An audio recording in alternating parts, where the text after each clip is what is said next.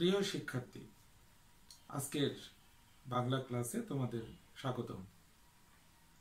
আজকে আমাদের আলোচ্য বিষয় কবি দিলওয়ার রচিত কবিতা রক্তে আমার অনাদি অস্থি। কবিতাটি কবির কাব্যগ্রন্থ রক্তে আমার অনাদি অস্থির নাম কবিতা। কবি দিলওয়ার সম্পর্কে প্রথমত কিছু কথা বলে নিয়ে আমরা আমাদের মূল কাব্য পাঠে যাব। কবি দিলওয়ার সম্পর্কে বলতে গেলে বলতে হয় যে 50-এর দশকের তিনি অন্যতম একজন কবি। কবি শামসুর রহমান, সৈয়দ শামসুল হক, আল মাহমুদের সঙ্গে একই পংক্তিতে একই কাতারে উচ্চারিত হবার মতো একটি নাম। কিন্তু দুর্ভাগ্যজনক হলেও সত্য যে কবি দিলওয়ার সম্পর্কে বাংলা দেশে তেমন কোনো গবেষণা বা তেমন কোনো লেখালেখি হয়নি। যেটুকুটা হয়েছে সেটুকুটা তার শোভানাধ্যায়ী গুণগ্রাহীদের মধ্যেই সীমাবদ্ধ। একাডেমিক গবেষণাও কবি দিলওয়ার সম্পর্কে খুব একটা বেশি হয়নি। কবি দিলওয়ার তোমরা জানো যে গণমানুষের কবি হিসেবে পরিচিত। তিনি এক অর্থে একজন স্বশিক্ষিত কবি। আমরা প্রথমে তার জীবন এবং কর্ম সম্পর্কে কিছু তথ্য জেনে নিই, তারপর মূল আলোচনায় অগ্রসর হব।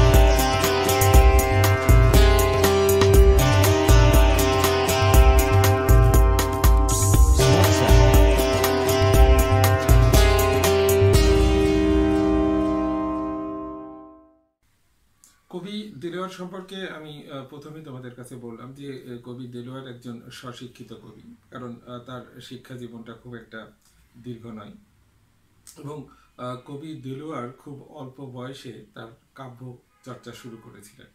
তোমরা ইতিমধ্যে অবগত হয়ে গেছো যে মাত্র 12 বছর বয়সে কবির প্রথম কবিতা প্রকাশিত হয়েছিল সাইফুল্লাহ হে নজরুল নামে। কবিতাটি সাপ্তাহিক যুগ ভেরি পত্রিকায় 1949 সালে প্রকাশিত হয়েছিল এবং তার প্রথম কাব্যগ্রন্থ যেটি জিজ্ঞাসা, সেটাও খুব অল্প বয়সে প্রকাশিত হয়েছিল, মাত্র 16 বছর বয়সে 1953 সালে তার সেই কাব্যগ্রন্থটি প্রকাশিত হয়েছিল। কবি দিলওয়ারের কবিতার যে মূল বিষয়বস্তু, সেই মূল বিষয়বস্তু হচ্ছে স্বদেশপ্রেম এবং সঙ্গে সঙ্গে দেশমাতৃকার প্রতি ভালোবাসা বা স্বদেশ প্রেমের সঙ্গে সঙ্গে আমরা কবি দেলোয়ারকে দেখতে পাবো যে একজন মানবতাবাদী এবং বিশ্ব নাগরিক কবি হিসাবে তিনি নিজেকে প্রতিষ্ঠিত করার চেষ্টা করেছেন এবং এক্ষেত্রে তিনি সফল হয়েছেন। কবি দেলোয়ারের যে কবিতাটা আমরা পড়ছি সেই কবিতাটা নাম আমি আগেই বলেছি যে রক্তে আমার অনাদি অস্থি, এবং এই কবিতাটিতে কবি আমাদের বাংলাদেশ অর্থাৎ এই যে গাঙ্গেয় বদ্বীপ, পদ্মা, মেঘনা, যমুনা, সুরমা, কর্ণফুলী নদী বিধৌত যে গাঙ্গেয় বদ্বীপ বাংলাদেশ, যাকে তিনি বলছেন সাগর দুহিতা, এই সাগর দুহিতা বাংলাদেশের কথা তিনি বর্ণনা করেছেন, বাংলাদেশের প্রতি তার অকৃত্রিম মমত্ববোধ ব্যক্ত করেছেন। সঙ্গে সঙ্গে তিনি এই কবিতাটিতে ঘোষণা করেছেন যে তিনি একজন গণমানুষের শিল্পী, অর্থাৎ সাধারণ মানুষের শিল্পী। এই কথাগুলো মাথায় রেখে আমরা তার কাব্য পাঠে অগ্রসর হব।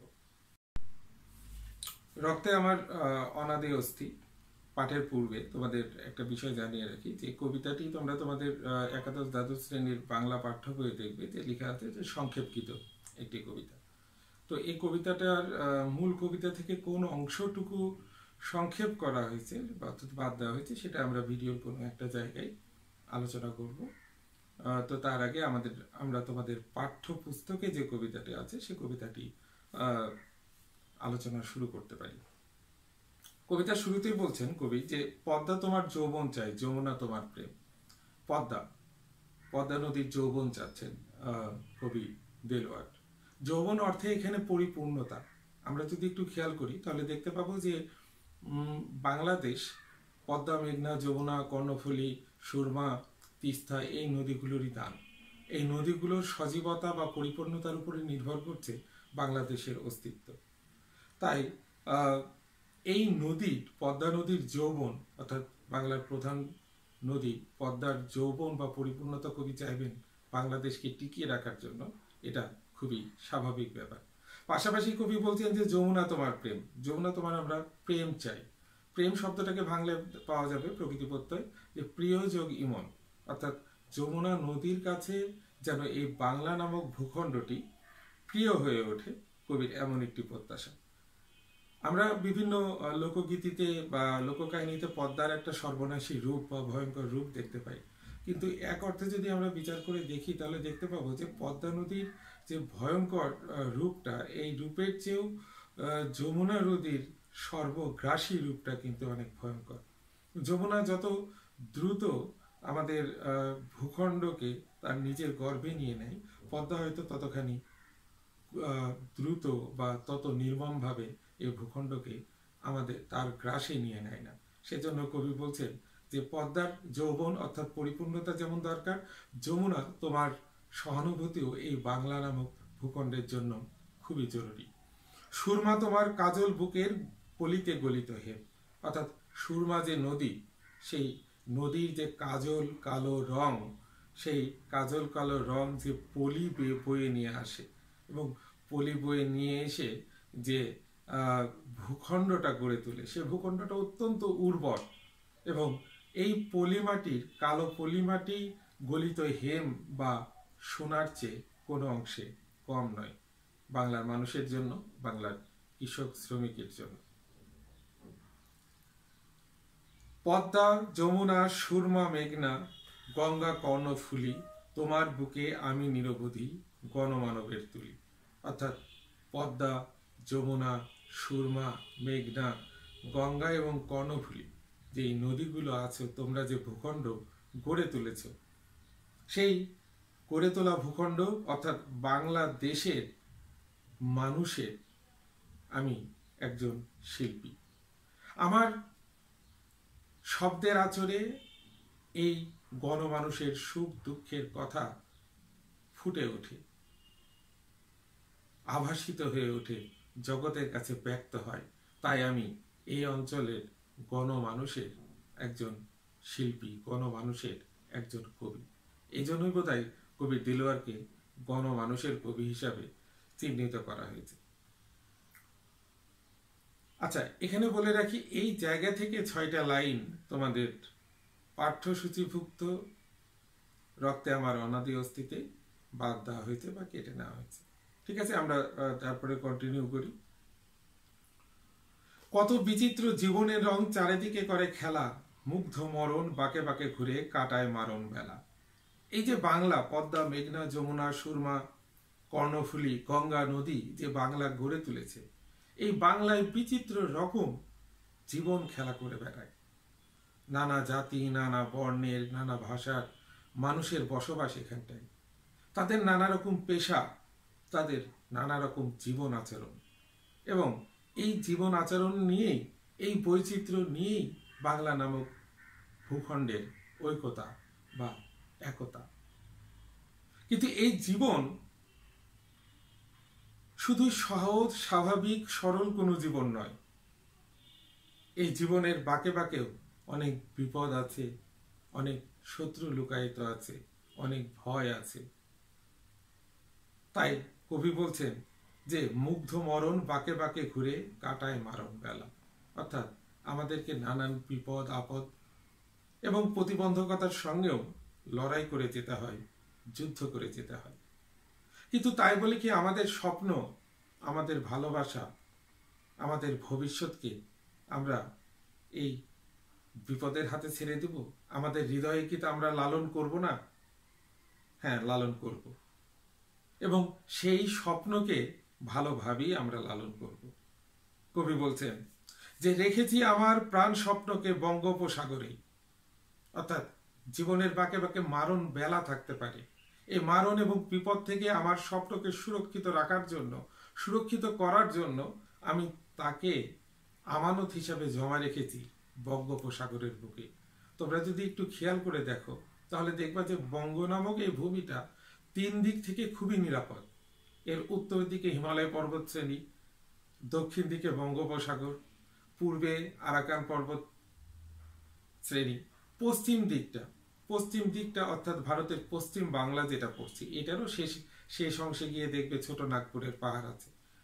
এক অর্থে আমাদের এই বঙ্গভূমি, বৃহৎ বঙ্গভূমি যদি অনিরাপদ থেকে থাকে তাহলে সেটা পশ্চিম দিকেই থেকেই অনিরাপদ ছিল অতীতে। তো এই যে প্রাকৃতিকভাবে সুরক্ষিত এই বঙ্গভূমি, এই বঙ্গভূমির মানুষ তাই তার সবচেয়ে বড় যে প্রতিরক্ষাকারী বঙ্গোপসাগরের নিকট, নিজের স্বপ্নকে আমানত হিসাবে রাখবেন, এটাই স্বাভাবিক। কবিও তাই রেখেছেন যে আমার স্বপ্নকে আমি বঙ্গোপসাগরের বুকে রেখেছি। যখন বহিঃশত্রুরা আমাদের উপরে দৃষ্টি দেয়, আমাদের এই গলিত হেমপূর্ণ মাটিতে উপর লোলুপ দৃষ্টি দেয়, সেন দৃষ্টি দেয়, তখন আমরা প্রতিরোধ করি, ফুঁসে উঠি। এবং সেই ফুঁসে ওঠাটা, প্রতিরোধ করাটা কার মতো? সেই প্রতিরোধ করাটা, সেই ক্রোধটা আমার বঙ্গোপসাগরের ভয়াল ঘূর্ণির মতো। কবি লিখছেন, ভয়াল ঘূর্ণি সে আমার ক্রোধ, উপমা যে তার নেই। অর্থাৎ বঙ্গোপসাগরের বুকে যে ভয়াল ঘূর্ণিটা দেখতে পাও, সেটাই আমার প্রকৃত অর্থে ক্রোধ। এই ক্রোধ কাদের প্রতি? এই ক্রোধ যারা বাইরে থেকে এসে আমাদের এই ভূমিতে রাজত্ব করতে চায় তাদের প্রতি আমাদের এটা একরকম সাবধান বাণী। এই ক্রোধ শুধু আমার বুকে আছে তা নয়, এই বাংলার প্রতিটি মানুষের বুকে আছে। তাই কবি বলছেন, এই ক্রোধ জ্বলে আমার স্বজন গণমানবের বুকে। অর্থাৎ প্রতিটি মানুষের মধ্যেই বুকেই আছে এই ক্রোধ। এই ক্রোধ হচ্ছে নরদানবের বিরুদ্ধে ক্রোধ। যখন নরদানবরা আমাদের উপরে লোলুপ দৃষ্টি দেয়, তাদেরকে প্রতিরোধ করার জন্য ক্রোধ। কবি বলছেন, যখন বোঝায় প্রাণের জাহাজ নরদানবের মুখে।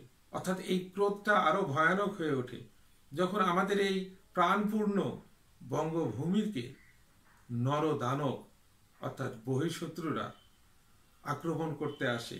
তখন এই ক্রোধ আরো ভয়ঙ্কর হয়ে ওঠে। আমাদের এই প্রাণ ভর্তি জাহাজ অর্থাৎ বঙ্গভূমি আরো যেন ক্রোধে, বঙ্গোপসাগরের মতনই ক্রোধে ফেটে পড়ে। পদ্মা, সুরমা, মেঘনা, যমুনা, অশেষ নদী ও ঢেউ রক্তে আমার অনাদি অস্থি বিদেশে জানে না কেউ। আমাদের এই বঙ্গভূমিতে যে পদ্মা, সুরমা, মেঘনা, যমুনা ছাড়াও অশেষ নদী প্রবাহিত হচ্ছে এবং তার উপরে যে উত্তাল ঢেউ, সেই নদী এবং নদীর ঢেউ আমার রক্তের ঢেউয়ের সমতুল্য। এ ঢেউ আর আমার রক্তের উচ্ছ্বাস এক, এবং এই ঢেউ আমাদের রক্তে এই মাতৃভূমিকে বাঁচানোর এই দৃঢ় শপথ আমাদের বুকে যুগ যুগান্তর ধরে চলে আসছে, প্রবাহিত হচ্ছে। এটার এক ফোঁটাও পরিবর্তন হয়নি, এবং এইটা আমার রক্তের অস্থিতে পরিণত হয়েছে। তোমরা যারা বিদেশি শত্রু, যারা তোমরা আমার এই বঙ্গভূমির উপর লোলুপ দৃষ্টি দাও, তোমরা হয়তো জানো না যে এই ঢেউ কতটা ভয়ঙ্কর। তাই তোমরা বারবার তোমাদের শকুনের দৃষ্টি নিয়ে আমার এই বাংলা ভূমিকে আক্রমণ করতে আসো। আমি আবার লাইনটা পড়ছি। পদ্মা, সুরমা, মেঘনা, যমুনা, অশেষ নদী ও ঢেউ, রক্তে আমার অনাদি অস্থি বিদেশে জানে না কেউ। কেউ বিদেশে জানে না এই কথাটা। জানলে আমাদের উপর তোমরা এই লোলুপ দৃষ্টি দিতে না। তোমরা জানো না আমাদের প্রতিরোধের ক্ষমতা কতখানি। এভাবেই কবি দেলোয়ার তার রক্তে আমার অনাদি অস্থি কবিতায় সাগর দুহিতা, বাংলাদেশ, তার মানুষ এবং তার মানুষের স্বপ্ন বাঁচিয়ে রাখার যে সংগ্রাম, সে সংগ্রামের কথা কবিতায় ব্যক্ত করেছেন।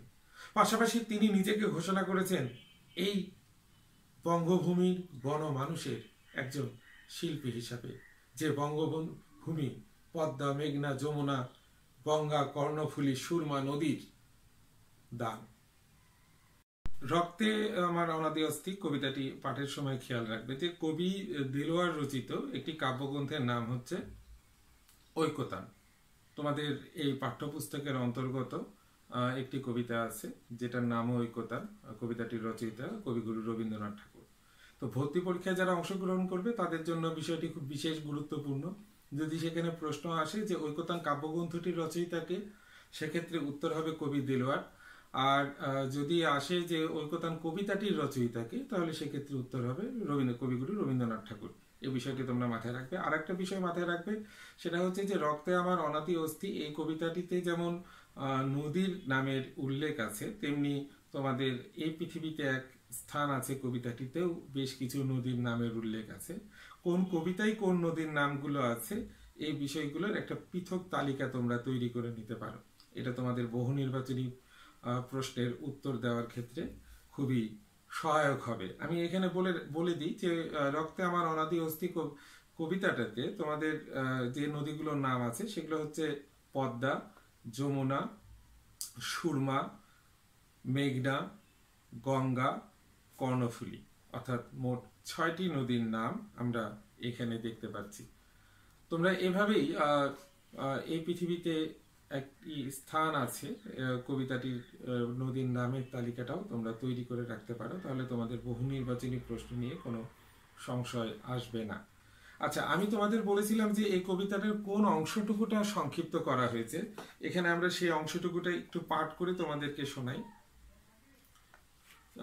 গোটা কবিতাটাই পাঠ করি, তাহলে তোমরা বুঝতে সুবিধা হবে যে কোন অংশটুকু সংক্ষিপ্ত করা হয়েছে।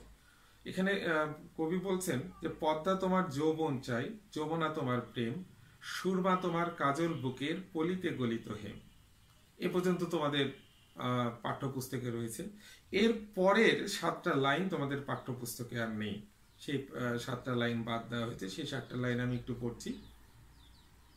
সাগর দুহিতা এই বাংলার নিশিগন্ধার এই রাতে, উর্মি দোদুল জনক আমার মিলেছে মায়ের সাথে।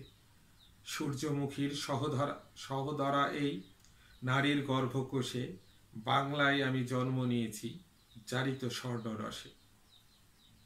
এরপরে আসছে পদ্মা, যমুনা, সুরমা, মেঘনা, গঙ্গা, কর্ণফুলী, তোমার বুকে আমি নিরবধি গণমানবের তুলি। কত বিচিত্র জীবনের রং চারিদিকে করে খেলা, মুগ্ধ মরণ বাঁকে বাঁকে ঘুরে কাটায় মারণ বেলা। রেখেছি আমার প্রাণ স্বপ্নকে বঙ্গোপসাগরেই, ভয়াল ঘূর্ণি সে আমার ক্রোধ উপমা চেতার নেই। এই ক্রোধ জলে আমার স্বজন গণমানবের বুকে, যখন বোঝায় প্রাণের জাহাজ নরদানবের মুখে। পদ্মা সুরমা মেঘনা যমুনা অশেষ নদী ও ঢেউ, রক্তে আমার অনাদি অস্থি বিদেশে জানে না কেউ। অর্থাৎ যে 7টা লাইন বাদ দিয়ে দেওয়া হয়েছে তোমাদের কবিতা থেকে, পাঠ্য থেকে, সেই 7টা লাইনের মধ্যেই কবি ঘোষণা করেছেন যে তিনি আসলে সাগর দুহিতার বর্ণনা করছেন বা বন্দনা করছেন।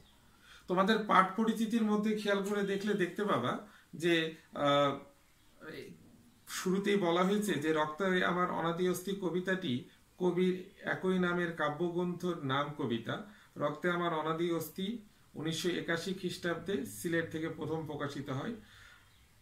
ঠিক আছে, এবং এটা সম্পর্কে বলতে গিয়ে তিনি বলছেন যে এভাবে যে কবিতায় দেলোয়ার সাগর দুহিতা ও নদীমাতৃক বাংলাদেশের বন্দনা করেছেন। তো সাগর দুহিতা কথাটি কোত্থেকে আসলো সেটা তোমাদের বইতে এডিট করে দেওয়া হয়েছে, আমি তোমাদের সুবিধার জন্য এখানে পাঠ করলাম যে সাগর দুহিতা কথাটা কোন জায়গা থেকে আসছে। আমি সেই 7টি লাইন আর একবার পড়ছি।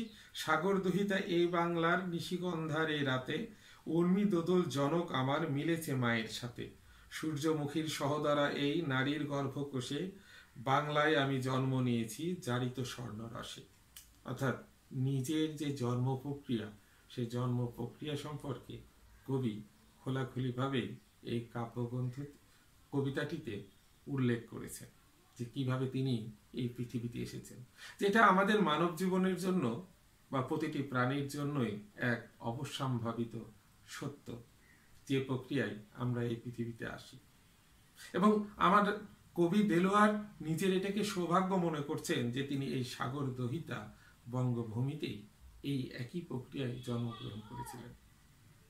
আশা করি ক্লাসটি তোমাদের উপকারে লাগবে, তোমাদের পাঠে সহযোগিতা করবে।